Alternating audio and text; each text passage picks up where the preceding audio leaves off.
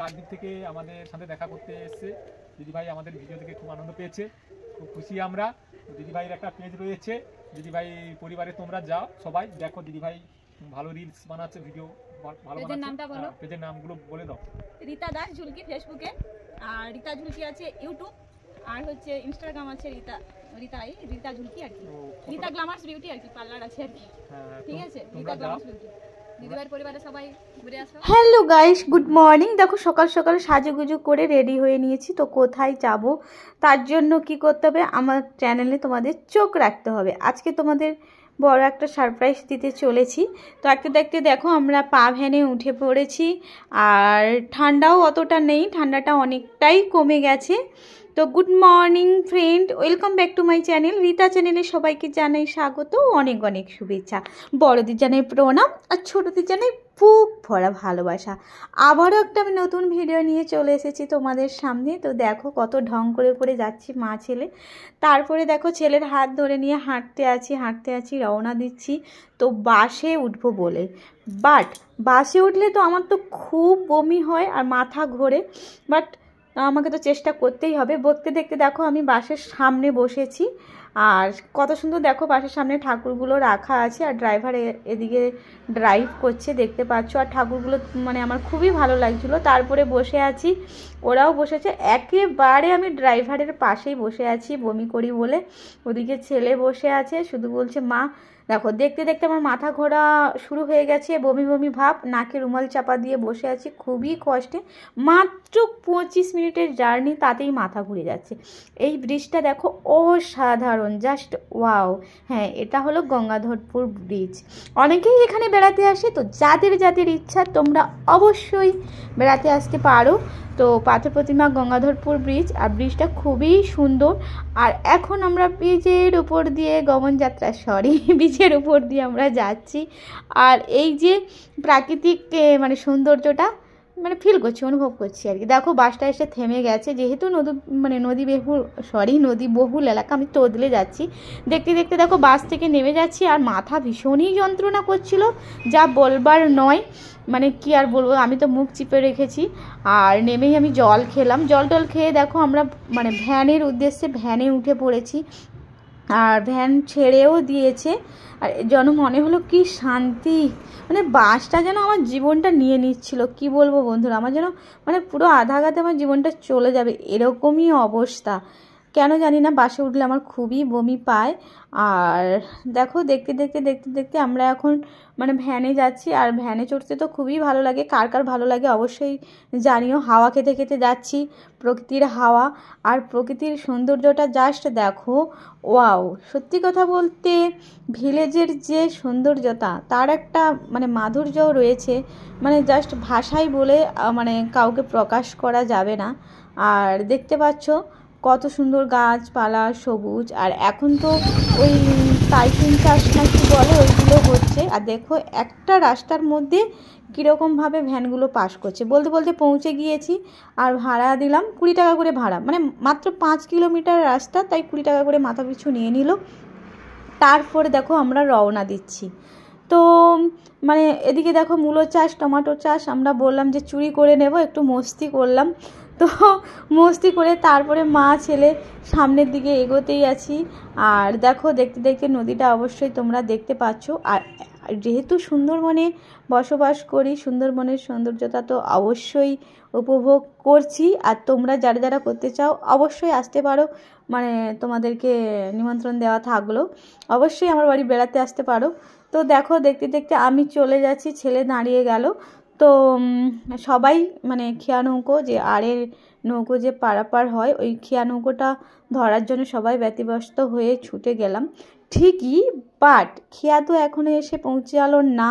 তো নদীর ওপারে খেয়াটা ছিল, খেয়া নৌকোটা ছিল। আর এদিকে দেখো, আর যে আমাদের এদিকে না এরকমইভাবে মালপত্র মানে বহন করা হয়, আর নৌকোতে করে এসে এই ভ্যানে করে মালপত্র বহন করা হয়।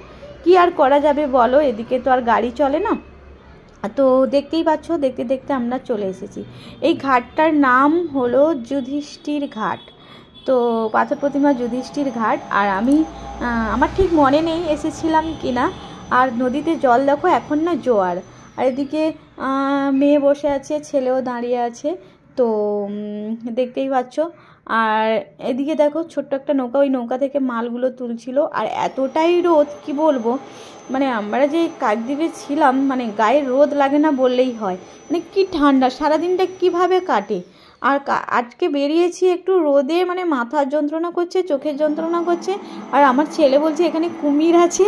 আমি বলছি হ্যাঁ আছে, তোকে খাবে। সিরিয়াসলি এখানে প্রচণ্ড পরিমাণে কুমির থাকে। বলতে বলতে খিয়া নৌকা চলে এসেছে, আর খিয়া নৌকাতে উঠেও পড়লাম দেখতে দেখতে আমরা। তো উঠে বসে পড়েছি। আর দেখতে দেখতে দেখো ওইখানে যে একটা নৌকো দাঁড়িয়ে আছে, ওই নৌকোতে করে যারা ফরেস্টার মানে লোকজন ঘুরতে নিয়ে যায়। আর ওদিকে দেখো আমাদের এখান থেকে যে মাল বহন করা হয় নৌকোতে করে, দেখতে পাচ্ছ খড় বয়ে নিয়ে যাচ্ছে, মানে ধান চাষ করার পর ধান চাষের যে খড়গুলো ওইগুলো বহন করে নিয়ে যাচ্ছে। আর এদিকে দেখো উনি এটা থেকে ওটাই চলে গেল, যিনি মানে মালিক। তো যাই হোক, মালিক হোক যেই হোক অতটা জানা নেই। তো নৌকাতে নেমে গেল, আর নেমে দিয়ে এবারে যাচ্ছি আমরা ওপারে যে নামবো। আর নদীটা খুবই ছোট, তো আমরাও পৌঁছে যাচ্ছি। আর এখন না, আগে না ঢুকঢুক ঢুকঢুক ঢুকঢুক করে আওয়াজ হতো মানে নৌকাতে, এখন কোনো আওয়াজই হয় না। কারণ এখন দেখতে পাচ্ছি কি একটা বসিয়ে দিয়েছে, ঠিক মনে পড়ছে না, মানে কি ওর পেটে আসছে মুখে আসছে না, এরকমই আর কি। তো চলো আমরা পৌঁছে গেছি। এখন ব্যাটারির সিস্টেম হয়ে গেছে, ব্যাটারির মাধ্যমে মোটরের মাধ্যমে যাচ্ছিলো। তো দেখতে দেখতে আমরা এসে টোটোতে বসে গেছি। আর এদিকে দেখো জমিতে সব চাষ হবে। আর যেতে যেতে অনেক না ভালো লাগছিলো, কারণ অনেক দিন পরে ঘুরতে বেরিয়েছি। আর গাছপালা, আর এরই মধ্যে মন্দির, অনেক মন্দির। আর গ্রামের দিকে জানো তো ঘন ঘন মন্দির প্রত্যেকের বাড়িতে। তারপরে দেখো টোটোতে করে খড় বয়ে নিয়ে যাচ্ছে, মানে মানুষ এখন আর কষ্ট করছে না, মাথায় করে আর বয়ে কি করবে।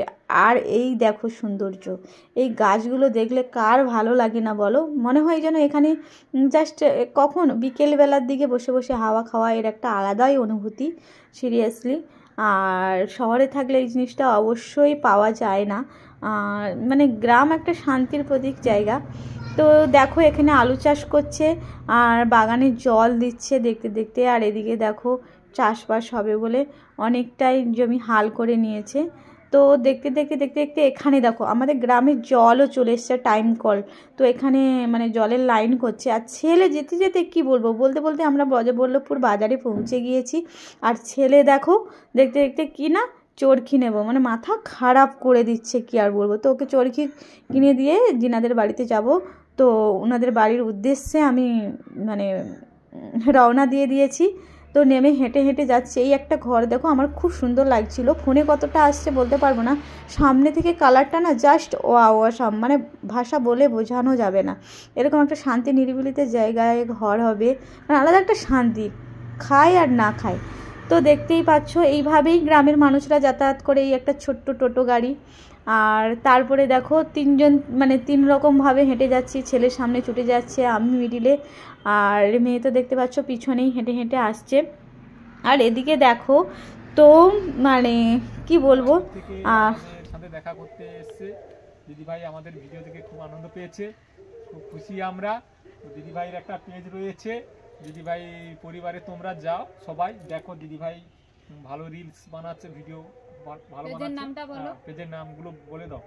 রীতা দাস ঝুলকি ফেসবুকে, আর রীতা ঝুলকি আছে ইউটিউব, আর হচ্ছে ইনস্টাগ্রাম আছে রীতা ঝুলকি আর কি, রীতা গ্ল্যামার্স বিউটি আর কি, পার্লার আছে আর কি। ঠিক আছে, রীতা গ্ল্যামার্স বিউটি। দিদিভাইয়ের পরিবারে সবাই ঘুরে আসো।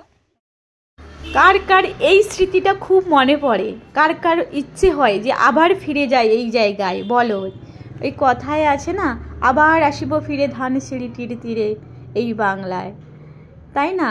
তো কবিতাটা মনে পড়ে যাচ্ছে দেখে। দেখো আসার সময়, যাওয়ার সময় জোয়ার ছিল, আসার সময় দেখো ভাটা হয়ে গেছে, মানে আর একটু দেরি করলে কাদাতে নামতে হতো।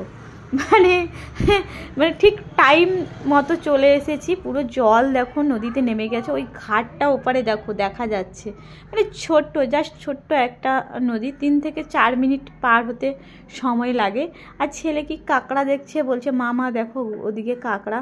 তো দেখতে পাচ্ছ সবাই মানে নৌকোর দিকে রওনা দিচ্ছে। তো আমি ওধার দেখাচ্ছিলাম, কিন্তু ক্যামেরায় আসেনি, ছোট ছোট তো ওগুলো মাটির মধ্যে প্রবেশ করে যাচ্ছে আর কি।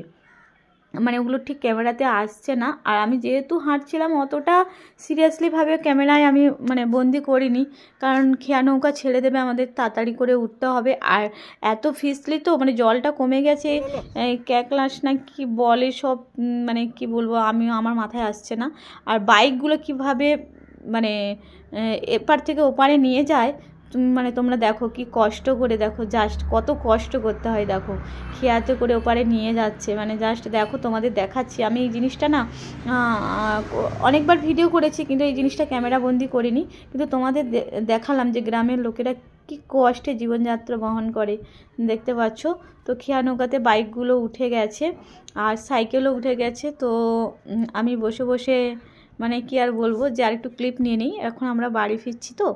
তো ছেলে দেখো একটা ঘুমুক তুলে নিয়ে আসছে। আর ওটার একটা ব্যাপার হয়েছে না, ও না মেশিন ভ্যানে যাওয়ার সময় ওই পারে মেশিন ভ্যানে যাওয়ার সময় ওটা না ফাটিয়ে দিয়েছে। আর মেশিন ভ্যানে আলার গায়েও পড়ে গেছে, আমারও গায়ে পড়ে গেছে, কি বলবো। আর দেখো অনেক দিনের ঘাট, আর জমে জমে দেখো ওই ক্যাকলাসগুলো জমে, ক্যাকলাস না কি বলে আমি জানি না, আমার ঠিক মনে পড়ছে না, বড় বড় শামুকগুলো দেখো গায়ে চিটিয়ে আছে, মানে পা পড়লে পা পুরো কেটে ফালা হয়ে যাবে। আর এই সময় ধান কাটা হয়ে গেছে, জ্বালনির জন্য দেখো লাড়া কাটছে কোনো এক দিদিভাই। আর দেখতে দেখতে আমরা এই ভ্যানে উঠবো। তো চলো গুড মর্নিং বন্ধুরা, কালকে ভিডিওটা শেষ করা হয়নি, তো অনেক কষ্ট হয়েছে সারাদিন জার্নি করে, তোমাদের কি বলবো। তো ভিডিওটা আমি আজকেই শেষ করছি। তো ভিডিওটা কেমন লাগছে তোমরা অবশ্যই কমেন্টে জানিও, আর পাশে থাকা বেল আইকন বাটনটা প্রেস করে দিও, আর কি বলবো সাবস্ক্রাইব করে দিও। তো অন্য কোনো ভিডিওতে দেখা হচ্ছে, ততক্ষণ সবাই ভালো থেকো, সুস্থ থেকো। তো চলো টাটা বাই বাই। আর দেখো তো আমার ফেসবুক রীতা ঝুলকি নামে আছে, তো ওখানে বা ইনস্টাগ্রাম রীতা ঝুলকি নামে আছে। তো আমার ফোন নাম্বার দেওয়া আছে, অবশ্যই তোমরা আসতে পারো আমার পার্লারে আসলে। তো চলো টাটা বাই বাই। আর ফোন নাম্বারটা আমি এখানে মেনশন করে দিচ্ছি।